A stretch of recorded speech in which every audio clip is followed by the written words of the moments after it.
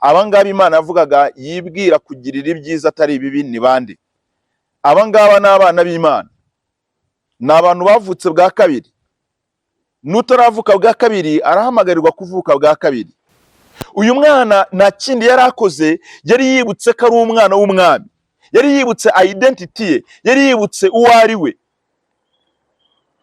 Iminsi yamaze ajya kwaka akazi ko kujya kuragira ingurube asonzera muri iki gihugu, yari yaribagiye uwo ari we, kuko yafataga amakosa yakoze akayitiranya n'ubuzima bwe bwose bw'iteka ko ariko buzagenda. Ntabwo se yigeze atekereza amafuti y'uyu mwana yakoze, ahubwo se yanezejwe cyane nuko umwana wamugarukiye. Iyi se yari yiteye ko yongeye kubona umwana we gusa. Yesu yiteguye kukubona ugaruka mu maso ye, kuko ubona ugaruka kugira ngo ukore icyo yaguhamagariye gukora ukiriho, kuko ubona ugaruka kugira ngo ubeho uri umuntu usoza umugambi yagambiriye kugira ngo uzasoze muri iyi si. Erega Imana idushyira mu isi kugira ngo tuzabahamya bo guhamiriza kigira neza. Imana ishimwe.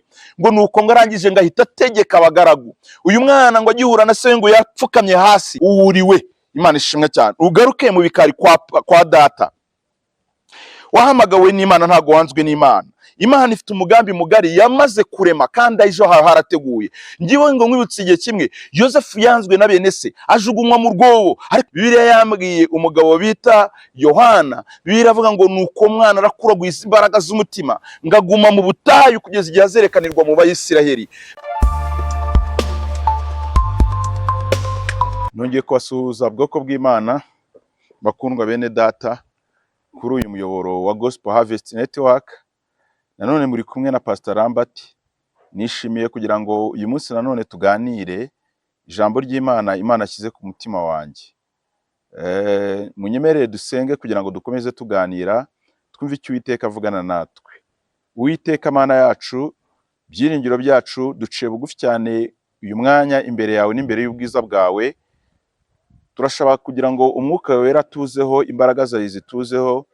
Ubwo ngiye kuvuga ijambo ryawe ntaba ari nge, ahubwo ijambo ryawe riherekeresha imbaraga zawe kugira ngo rikize benshi, ribohore benshi, kuko ntacyo nakwishoboza ntari kumwe nawe. Niyo mpamvu ngusabye Mwami kugira ngo nkizanye n'ubu bwoko bwawe mu izina rya Yesu, kandi duhererwe umugisha mu ijambo ryawe. Amen. Bwoko bw'Imana, nongeye kandi kwishimira kuganira namwe.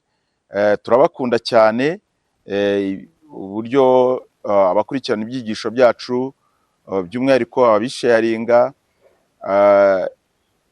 bikabasha kugera ku bandi. Mufatanyije natwe ubutumwa bwiza. Imana ibaho umugisha kandi ikomeze kubagura cyane. Reka tuganire rero ijambo Imana ashyize ku mutima.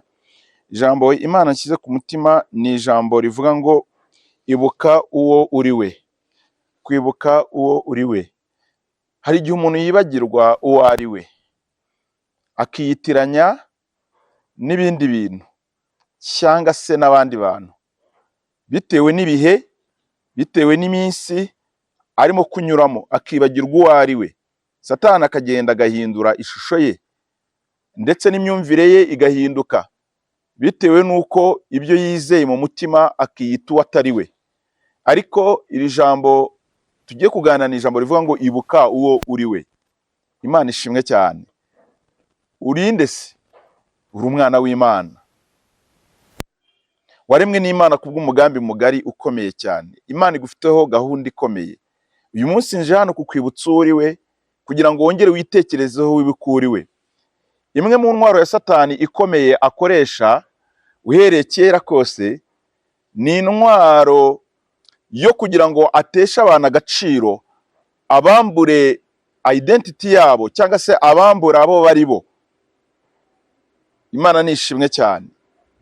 Iyo abigezeho aba amaze kukwica, kuko gutuza munsi y'umugambi w'Imana. Ntabwo ugera ku mugambi w'Imana Imana yagambiriye ku buzima bwawe, kuko iteka uhora wiyita amazina agendanye na situation uhagazemo, ibihe uhagazemo, bigatuma ubura icyizere cy'ejo hazaza. Nkuzaniye rero iri jambo kugira ngo nkubwire ngo uyu munsi hawe ntihagusobanurire ko ariho ejo hawe hazaza. Uyu munsi urimo cyangwa se iyi minsi urimo itandukanye n'ejo hawe hazaza.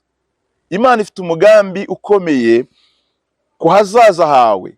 Ntushobora rero kugera ku hazaza hawe utaramenya uwo uri we. Ukwiriye gusobanukirwa uwo uri we muri Kristo Yesu n'umugambi mugari w'Imana.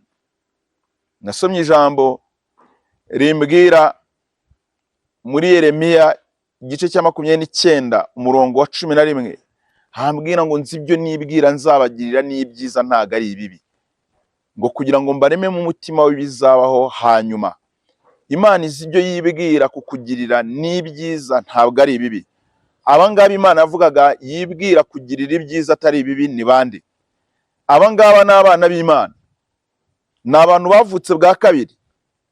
N'utaravuka bwa kabiri arahamagarirwa kuvuka bwa kabiri, agakonekta ubuzima bwe n'ubwa Kristo, agahabwa umurage w'abana b'Imana.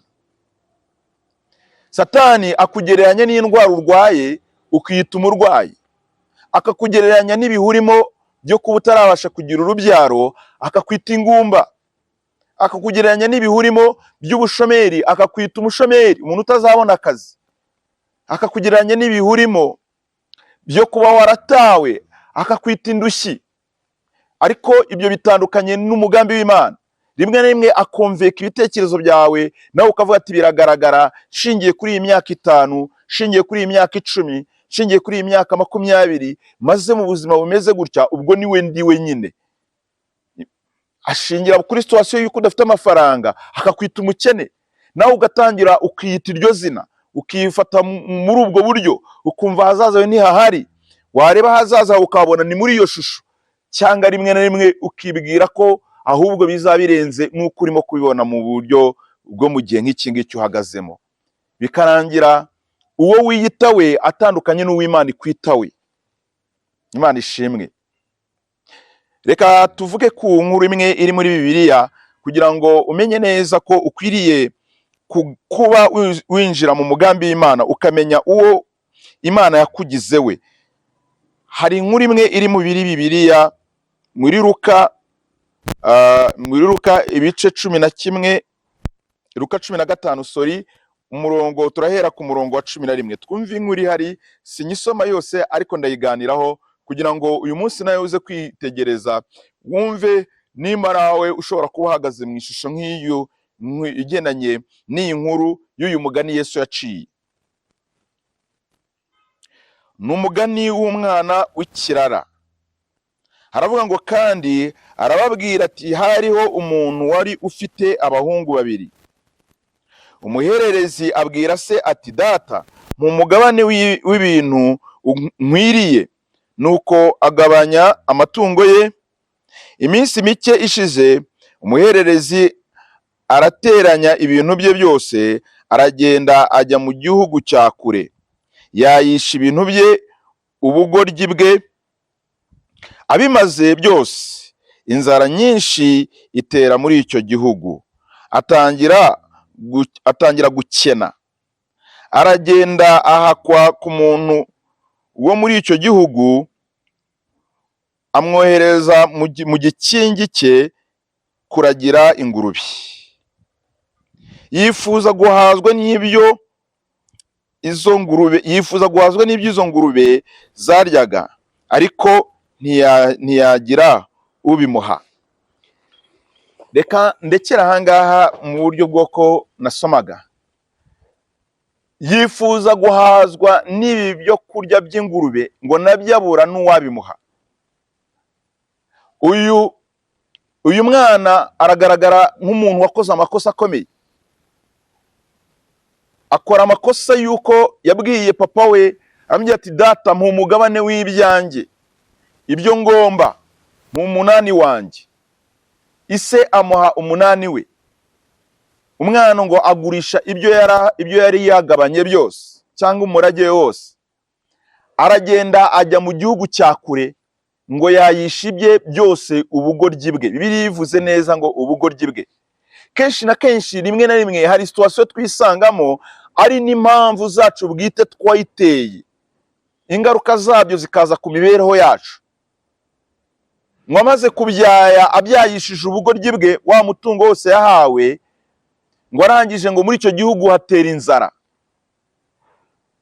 Hateye inzara ngo uyu mwana arashonja, ajya guhakwa, ajya gushaka ahahakwa ngo wamuhaye akazi amwohereza mu bikingi by'ingurube cyangwa se amwohereza kujya kuragira ingurube ze, ngo ariko ngo uyu mwana ngo agezeyo nabwo arushaho gusonza, ngo yifuza kugira ngo abashe kurya ibyo kurya by'ingurube, ariko nabyo abura uwabimuha. Ni ukuvuga ngo ingurube zageze igihe zimurusha agaciro. Imana ni ishimwe cyane.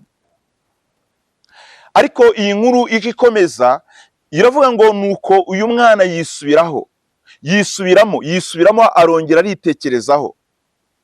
Yitekerezaho ngo aravuga ati ariko se mu rugo rwa data ntihariyo abagaragu benshi, kandi abo bagaragu benshi bari mu rugo rwa data ntibarya ibyo kurya bakanabisagura bikanasigara.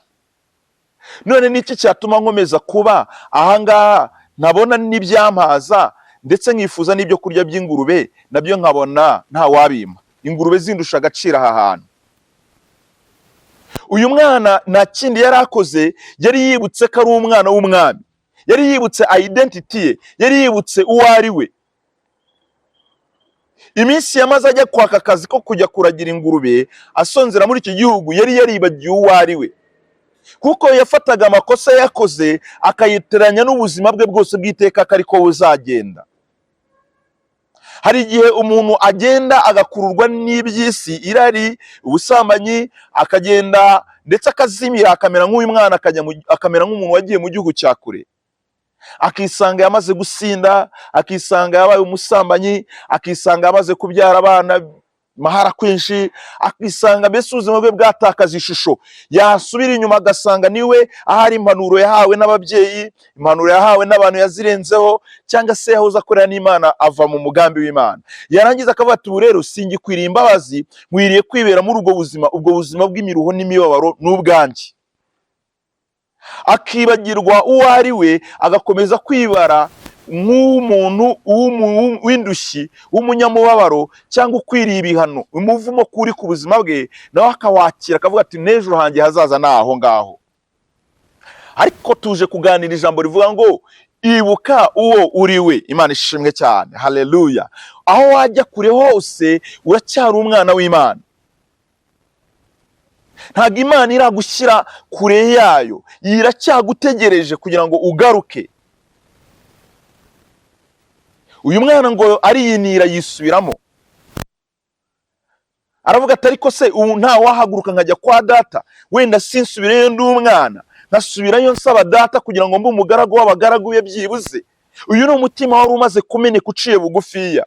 Yibutse ubugoryi bwe bwo kwaka ise imigabane, ntacyo yarabuze mu bikari byo kwa se. Ise ari umwami, ise ari umutunzi, afite abaje, afite abagaragu, afite imitungo myinshi, umwana yabagaho neza. Ariko kubera ko yakuruwe n'imitekerereze wenda y'ubuto, akurwa n'imitekerereze wenda ya Satani washutse imitekerereze ye, aragenda ajya mu gihugu cya kure, amaze kwayibye, ahuye n'iyo mibabaro, yisubiramo, aravuga ngo ntago nakomeza kuba muri iyi mibereho. Itangiriro ryo kugirirwa neza n'Imana nuko tubanza guhindura imitekerereze yacu. Ntabwo Imana izigera ihindura amateka yawe utarahindura imitekerereze yawe. Ufite uko urimo kureba ejo hawe hazaza, urimo urahitiranya n'uyu munsi ubuzima uhagazemo, ufite urimo kureba iherezo ry'ubuzima bwawe, uraryitiranya n'ibyaho uhagazemo. Iyo uvuga abantu bazajya mu ijuru wamaze kwikura mu mubare wabo, wamaze kumva ko uri umunyabyaha wagiye kuri Imana itakubabarira. Nyamara nasomye ijambo rimbwira ngo naho ibyaha byawe byatukura tukutuku bikangana n'umusenyi wo ku nyanja, ngo nzabyeza bihinduke nk'ubwoya bw'intama bwera. Imana ikeneye kukweza, ikagukuraho gukiranirwa kose, ikakugarura mu mugabane w'abana b'Imana, ikakugirira neza. Haracyari umurage wawe mwene data. Uyu mwana nubwo yari yaragiye akarya umugabane w'ibye byose yagombwaga, ariko kwa se hari hacyuzuye imigabane y'uyu mwana, kuko ibyo se yari atunze byose n'ubundi byari iby'abana be. Rero nkubwire ngo Imana ibyo itunze byose ni iby'abo yita abana bayo, ni iby'abo yacunguye Yesu, kandi nawe urimo. Imana ishimwe cyane. Nta kure waba waragiye Imana itagukura. Ni wowe ukeneye kugira ngo uhindure ubwonko n'imitekerereze yawe, uburyo utekereza. Ese Imana urayifata ute mwene data? Uyu mwana ntabwo yafashe se nk'umugome, yisubiyemo. Ngira ngo igihe yarorongotanaga yatekereje ko se yamurakariye mu buryo bukomeye. yatekereje ko raporo yasubiza kwa se ko ibyo yamuhaye byose byamaze gushira, ahari se yarakara. Ariko yisubiyemo yibuka ko se afite urukundo rukomeye, yibuka ko ise nyine ari se, kandi yibuka ko se afite ubushobozi bwinshi. Haravuga ati ndasubirayo ntakwiriye ku mwana, ndasubirayo musaba kugira ngo mbe umugaragu w'abagaragu be, kugira ngo byibuze njye mbasha kurya mpage. Uyu mwana bigaragaza ngo arahaguruka arasubira kwa se. Ubwo yazaga ngo ageze hafi iyo kwa se, ngo hari abagaragu bamubonye. Yari yarasigaje mukuru we, yari yarasigaye mu rugo. Abagaragu bamubonye ngira ngo barirukanse bajya kubwira se, baramubwira ati wa mwana w'ikigoryi yaje, turamubonye, wa mwana wariye ibyo byose, tubonye aje asa nabi. Nawe bibaza umuntu wifuzaga ibyo kurya by'ingurube, ngira ngo utekereze imyenda yari yambaye, ngira ngo utekereze inkweto yari yambaye, ngira ngo utekereze isura yari afite. Ahari yari yarananutse, yari yarahindutse undi wundi utandukanye n'uwo yari ari we mbere. Uyu munsi ushobora kuba warahindutse utandukanye n'uwo wari uri we mbere, utandukanye n'ishusho Imana yakubonagamo, utandukanye n'ishusho abantu bakubonagamo, ariko haracyari ibyiringiro. Imana iragutegereje nk'uko se w'uyu mwana yaramutegereje. Gusa ubwo bamubwiraga ko umwana aje, ntabwo se yuzuye umujinya n'uburakari, ahubwo yuzuye ibyishimo n'umunezero. Ntabwo se yigeze atekereza amafuti y'uyu mwana yakoze, ahubwo se yanezejwe cyane n'uko umwana wamugarukiye. Imana inezezwa cyane n'uko tuyigarukira. Imana izanezezwa n'uko uyigarukira. Nta kure wagiye Imana itagukura mwene data. Nagira ngo wibuke uri we, waracunguwe, wacungujwe amaraso y'igiciro cyinshi. Imana yateguye ahazaza hawe. Ijambo ryatubwiye ngo nzi ibyo nibwira nzabagirira ni byiza ntabwo ari bibi, kugira ngo mbareme umutima w'ibizabaho hanyuma. Imana ifite ingororano ku buzima bwawe mwene data, uko waba umeze uko ariko kose. Itarimye ubugingo bw'iteka ryose, umugaragu wayo Pawulo n'uyu munsi akaba ari icyitegererezo gikomeye. Umugabo wari umwicanyi kabuhariwe, wari warabigize umwuga, wica abantu agaca abagore amabere kandi abahora inzira ya Kristo. Uyu yahindutse umugaragu w'Uwiteka Imana yishimira. Nta cyaha waba warakoze cyagutandukanya n'Imana. Dawidi wishe Uriya, agasambanya muka Uriya, agakora ibyo byaha bimeze gutyo, yaragarutse Imana iramweza. Ndibuka aho Dawidi yasenze akavuga ngo unyogeshe Ezobu, unkureho amaraso y'umwana y'umuntu. Aragaruka, Imana iramubabarira, yongera gukomeza isezerano yagiranye nawe. Ahari Satani ari kumubwira ngo wishe, wamaze kwica Uriya, wamaze gusambana, wavuye mu mugabane w'amasezerano, ntukiri uwanjye. Imana ntabwo itwirukana burundu, ihora idutegereje kugira ngo twihane. Kwihana konyine niko kutugarurira imigisha yose yo muri Kristo Yesu. Iyo wihannye, Imana isoza umugambi yari yaragambiriye ku buzima bwawe. Ngira ngo ubwire ngo iyo ukivuka hari papa si Imana mu mibereho yawe, hari intego y'Imana iba yaragambiriye ku buzima bwawe. Ntigikurwaho nuko hari watannye ugakora icyaha. Iyo ugarutse, Imana irakubabarira ikagusubiza mu mugambi wayo. Dawidi yaragarutse n'ubundi Imana ikomeza ubwami bwe, ubwami bukomeye cyane kandi buha umugisha. Uyu munsi sinzi aho waba wararorongotaniye, Imana irimo iraguhamagarira kugira ngo ugaruke ujye mu mugabane wo kuragwa umurage w'abana b'Imana. Imana ishimwe cyane. Ejo hawe hamaze gutegurwa n'Imana, irimo iraguhamagara kugira ngo uruhuke. Ahari uyu munsi urimo uribaza ngo Imana yarantaye, urarwaye, Imana yarantaye, ufite ibihe birebire cyane, ufite amadeni, uhora mu madeni, ufite ibihe birebire cyane, wenda urashonje nk'uyu mwana wifuzaga ibyo kurya by'ingurube nabyo ntabibone. Ariko nagira ngo ubwire ngo umugabane wawe si ibyo ngibyo gusa. Imana igufitiye ingororano z'ubugingo bw'iteka ryose, kandi igufitiye wa murage w'abana b'Imana uvuga ngo muzaba hejuru ntimuzaba hasi, muzaba imitwe ntimuzaba imirizo, muzaguriza amahanga ntimuzayaguzaho. Aya magambo ntago yavuzwe ku biti, ntiyavuzwe ku ihene, ntiyavuzwe ku bikoko bitandukanye.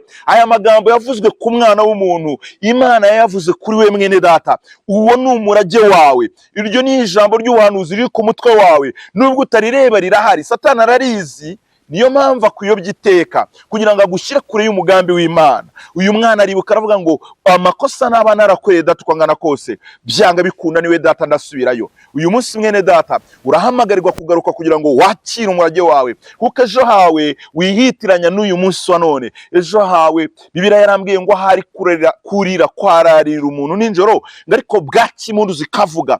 Umva rero, uyu mwana akibuka identity ye, akibuka uwo ari we. Ukeneye kwibuka uri we mwene data. data, niba kuri we uzihana ubabarirwe, niba kuri we uzagira ibyiringiro by'umugabane w'abana b'Imana. Icyo Imana ivuga hazaza hawe, ntuzongera kwibona muri iyo shusho y'ubugumba, uratangira kwibona nk'umuntu ufite abana benshi. Umunsi umwe Imana yabwiye Aburahamu, iramubwira ngo yitwaga Aburahamu mbere atarabona urubyaro. Aburahamu yari ingumba nyine. Imana yambwira ngo nguhindure iyi zina nkwise Aburahamu, Aburahamu byavuga ngo ni sekuruza w'amahanga. Imana imubwira aya magambo Aburahamu nabwo yari atarabyara, ariko Imana yamusobanurira ngo uri sekuruza w'amahanga. Hari amasezerano y'abana b'Imana ukwiriye kwatura ukumva ko n'umugabane wawe. Iramubwira ngo nibongera kuguhamagara abaturanyi uzababwire ko utakitwa Aburahamu ahubwo witwa Aburahamu. Imana ishimwe cyane. Kandi n'umugore wawe Sarayi uvuge ko atakitwa Sarayi, ugende ubabwire ko yitwa Sara.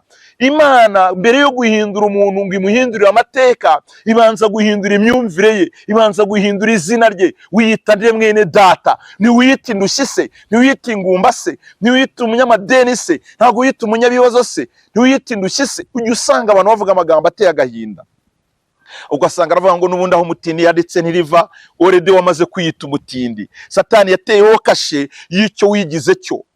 Imana ishimwe cyane. Uratangira kwatura ko iyo ndwara izakwica, wamaze kwica hazaza hawe, wamaze gucukura imva yawe Imana itayigucukurira. Imana ikeneye ko watura amagambo y'ibyiringiro ukamenya ko uri umwana w'Imana. Iramubwira ngo ujye uvuga kuri Aburahamu. Aburahamu avuga ngo ndi sekuruza w'amahanga. Bamuhamagara akavuga ati yewe sekuruza w'amahanga. Bahamagaraga umugabo sekuruza w'amahanga nta mwana afite, ariko Imana yabanje guhindura imitekerereze ye kugira ngo yikuremo imitekerereze imubwira ngo wangumba we. Abahamagara baravuga wangumba we, bahamagara umugore ati wangumba we, bahamagara Sara mu gitondo abagaragu ati yewe Sara, bivuga ngo nyirakuruza w'amahanga. Akiyumvamo confidence akavuga ati koko nzaba nyirakuruza w'amahanga. Nubwo ibihe byari birebire yakomeje kwitegereza areba hazaza he. Mwene da, gira ngo ibyiringiro byawe biraturuka uko wireba ishusho yawe y'ahazaza hawe. Ishusho y'ahazaza hawe iri mu biganza by'Uwiteka. Iravuze ngo nzibyo nibwira nzabagirira n'ibyiza ntago ari ibibi.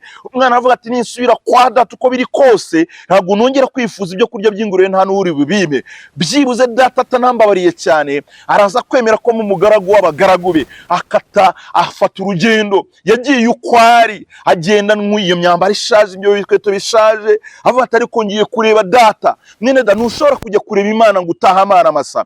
Yesu yaravuze ngo abarushye n'abaremerewe nibaze bansange ndabaruhura. Nkuzaniye ijambo ry'ibyiringiro ngo ubikuriwe. Uri umwana w'Imana. Nubwo waba waravukiye mu bapfumu n'abarozi, uri umwana w'Imana. Aburahamu yari yaravukiye kwa Tera bakora ibigirwamana. Ngira ngo Tera yari umugirwazanya bingi n'ibindi, kuko yacuruzaga imana z'ibibazanyo, yakoraga ibintu byangwa n'amahame y'Imana.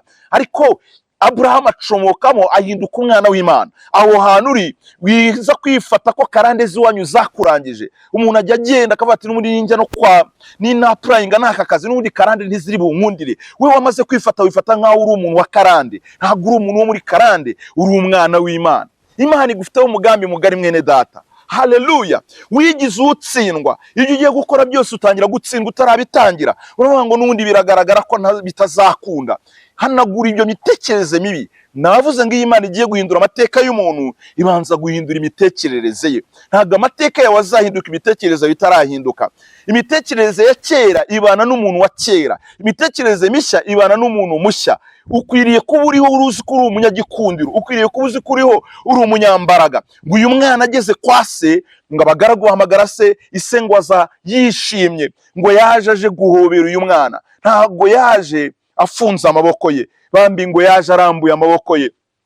Aramwitegereza ngira ngo yaje arira amarira y'umunezero, ngo aramuhobera cyane aramusoma. Ntabwo se yari yitaye ko uyu mwana yambaye ibyenda bibi, ntabwo yari yitaye nuko umunuko w'ingurube. Iyi se yari yitaye ko yongeye kubona umwana we gusa. Yesu yiteguye kuko ubona ugaruka mu maso ye, kuko ubona ugaruka kugira ngo ukore icyo yaguhamagare gukora ukiriho, kuko ubona ugaruka kugira ngo ubeho uri umuntu usoza umugambi yagambiriye kugira ngo uzasoze muri iyi si. Erega Imana idushyira mu isi kugira ngo tuzabahamya bo guhamiriza akigira neza. Imana ishimwe. Ngo nuko ngo arangije ngo ahita ategeka abagaragu. Uyu mwana ngo agihura na se ngo yapfukamye hasi, atangira kurira ati data sinkwiriye kukwegera. Ise aravuga ati ukwiriye kunyegera ngo umpobere mwana wanjye. Ati sinkwiye kukureba kuko narahemutse. Ise aramubwira ati namaze kukubabarira, cyaha gihe kera nari narakubabariye, nabibonye ibyo ugiye gukora ko ari amafuti, ariko narakubabariye, nifuzaga kuzagaruka mwana wanjye. Umwana yaragarukanye imitekerereze mishya, itagitekereza nk'uko yatekerezaga kera. Ukwiriye kugarukana imitekerereze mishya imbere y'Imana mwene data. Haleluya, haleluya. Ngo nuko ngo ise ngo arategeka ngo nimugende mumuzanire ikanzu. Ikintu Imana ibanza gukora cyambere nuko kurimbisha, amwambika ikanzu yera, ikanzu igaragaza ko ari umwana w'ibwami. Aravuga ngo mumuzanire impeta. Ise yongera kumwambika impeta, impeta ivuga isezerano, yongera kumuha isezerano rikomeye, hambira ngo uracyari umwana wanjye, ya mpeta yawe n'ubundi iracyahari. Imana ikeneye kugira ngo ikwambike impeta. Hari abantu bambikanye impeta na Yesu, abo yacunguye bose yabambitse impeta ye. Uyu munsi ugaruka wongere wambike impeta. Impeta isobanura isezerano ry'urukundo, impeta isobanura isezerano ryo udatane. Imana ikeneye kubana nawe akaramata kugira ngo imigisha yose yakugeneye yiguhe. Umwana atangira kongera kwakira imigabane, kandi ngira ngo ibyo byose yarazi ko yabibarangije, ariko ibigega byari bicyuzuye mu rugo kwa se. Ngo aravuga ngo nimumuzanire inkweto. Haleluya. Bamukuramo ibikweto bishaje. Ise abagaragu batangiye kumukorera rede, kuko ise yatangiye gutuma batangira kumukorera, bamwambika izindi nkweto nshya.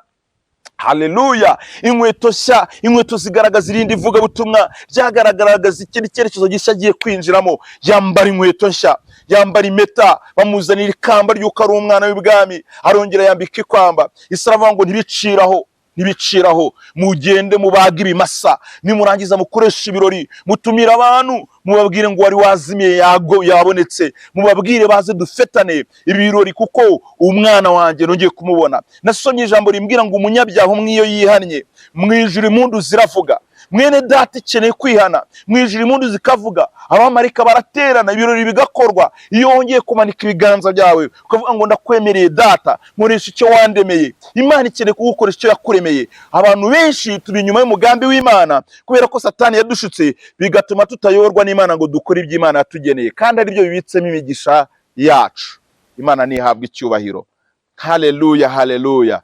Ndimo nditegereza uyu mwana ibirori byakoretse mu masaha make cyane avuye kuba umushumba w'ingurube, agihindura imitekerereze ye. Yambitswe ikanzu y'abana b'ibikomangoma, yambitswe impeta y'abana b'ibikomangoma, yambara inkweto z'abana b'abami, yambika ikamba ry'abana b'abami, yicara ku ntebe ya cyami, atangira gukoresherezwa ibirori, just kuko yari amaze guhindura imitekerereze ye. Bivuga ngo iyo ataza guhindura imitekerereze, yari gukomeza akajya yicwa n'inzara, asa nabi, akajya yifuza guhazwa n'iby'ingurube zirya. Uyu munsi none nawe ndagira ngo nguhamagare, sinzi aho umaze igihe, birashoboka ko n'indwara yawe byamaze kugucanga, wagiye mu bapfumu, uracyashakira umwijima mu mucyo, n'undi uri mu mwijima, uracyashakira umwijima mu wundi mwijima. Ukeneye kugaruka mu mucyo w'itangaza.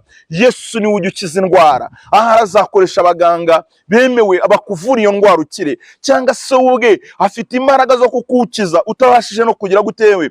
Nta n'undi muntu uhuye nawe, kuko Imana yacu ifite ubushobozi n'ububasha bwo gukora ibitangaza ku wayemerewe wese. Imana ibaha umugisha. Rero ni ijambo twigaga rivuga ngo ibuka uwuriwe, uri umwana w'Imana. Uyu munsi ntabwo wasobanuye ejo hawe hazaza.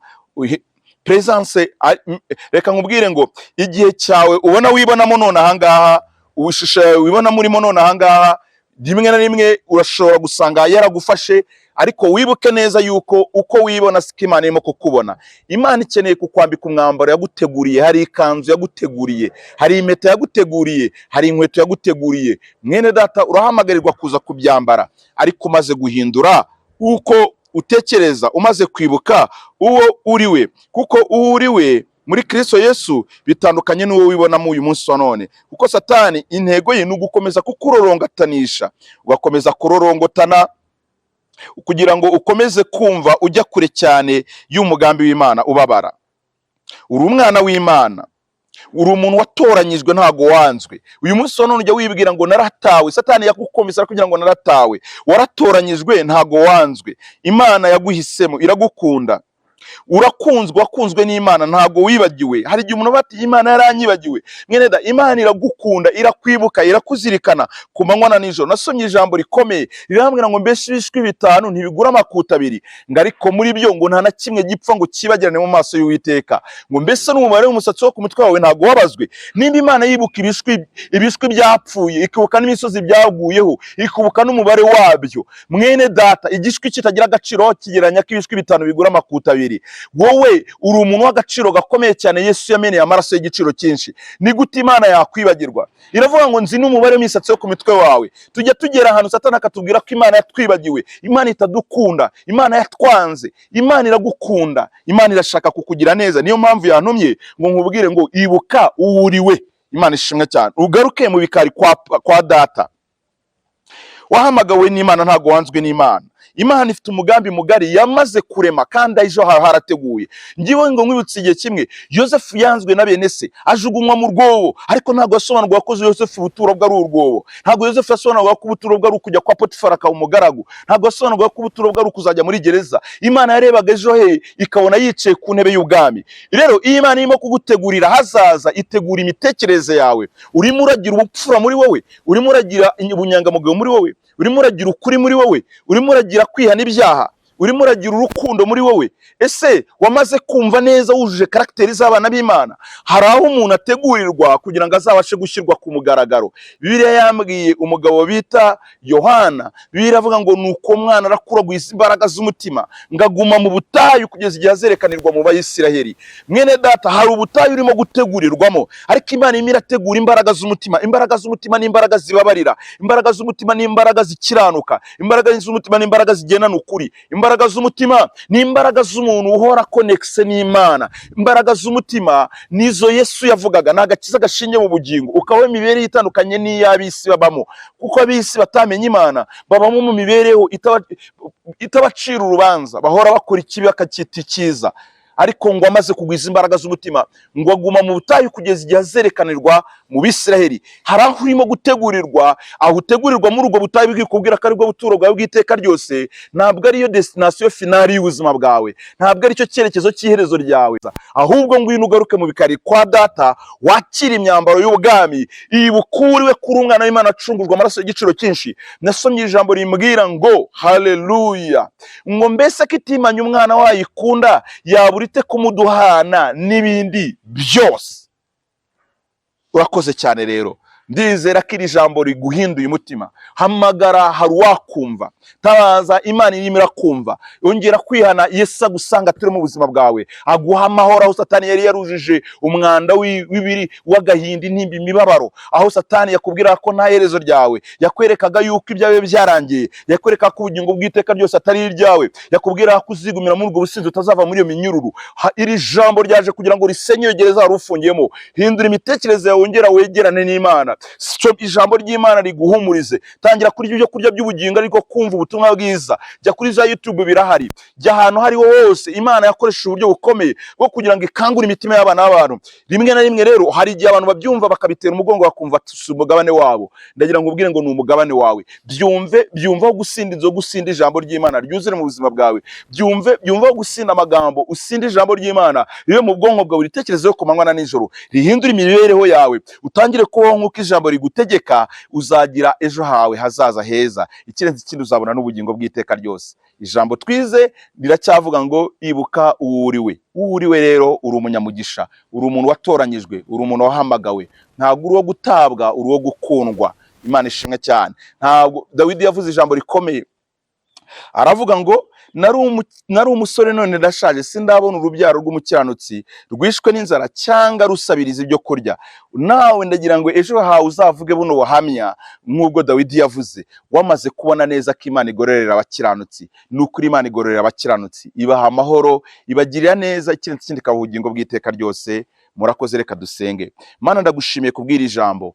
reka rigende rihindura imitima n'ibitekerezo by'abantu bari bararongotaniye, bari baremerewe n'ibibaremereye nk'uko uyu mwana yari aremerewe, ariko ubwo yigarukagamo yongeye kunezererwa mu bikari kwa se. Uyu mwanya none aha ngaha, reka umuntu wawe wese wongeye kuzamura isengesho agaca bugufiya, wongere umufate umukomeze, uhindure amateka ye. Abarwayi ubakize, abashonje ubagaburire, abashomeri ubahe akazi, mwami ababuze ingo ububakire ingo z'umugisha, abari bamaze igihe kinini cyane bagumiwe bibuke ko ubafiteho umugambi mugari, maze bibe kwiyita amazina nk'ayo Aburahamu yitwaga Aburamu, ahubwo bitwe ba Aburahamu, nabo bitwe mwami amazina aganisha ku mugambi w'amasezerano yawe, kubwo wabo ariko bayiyita mu mitima yabo, n'ibitekerezo byabo babisobanukirwe, maze bisobanukirwe nk'uko basobanukiwe, bagaruke mu mugambi wawe mu izina rya Yesu, amen. Imana ibahe umugisha. Ibyigisho byacu mu bisharinge, kandi umuntu utarakanda subscribe ayikande, kuko ni byiza gukanda subscribe, ibyigisho duhora dutanga bimugeraho, kandi mujye musharinga kugira ngo bifashe na bene so, kuko iyo utanze ikibwiriza ukagihereza umuntu nikadikomeye bumuhaye, hari igihe ukimuha mu gihe agikenereye cyane, kibasha guhindura umutima we no kumuruhura. Ntabwo Imana izabura kukwandikira uwo mugisha, kandi no mu gitabo cy'ubugingo uzabamo, kubera ko uzaba warakoze ibishimwa n'Imana. Imana ibahe umugisha. Ciao ciao.